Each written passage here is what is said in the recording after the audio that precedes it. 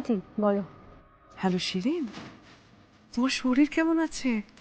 কেমন আছো গো? আমি সব শুনেছি, তুমি ফিরে এসেছো। আর এই কেসটা তো তোমরাই সাজিয়েছো না? আমি কিন্তু খুব খুশি জানো। এমনিতে তুমি তো খুবই করিতকর্মা মেয়ে। আমি জানি এই কেসটা তোমরাই জিতবে।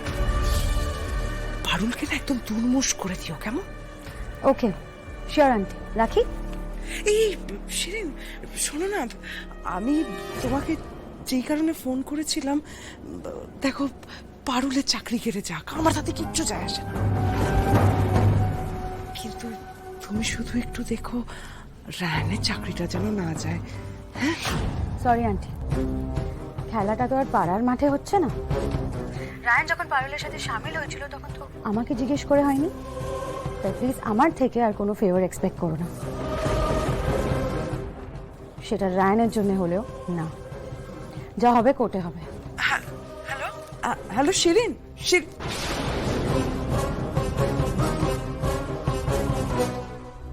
এই কি অবস্থা শিরিনের? কোন শিরিনকে আমি দেখছি? সেই মেয়ে দিনে 10 বার করে আমাকে ফোন করতো রায়ানের খোঁজ নেওয়ার জন্য। পারুলের উপর রেগে থাকলেও ও আমাদের বাড়িতে ছুটে ছুটে চলে আসতো শুধুমাত্র রায়ানের জন্য। রায়ানকে নিয়ে ওর বিন্দু মাত্র ভাবনা নেই। কি হলো? এই মেয়েকে তো আমি চিনতেই পাচ্ছি না।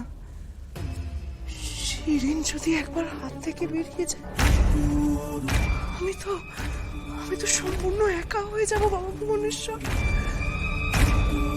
আমার ছেলেটাও তো একা হয়ে যাবে, পুরোপুরি একা হয়ে যাবে।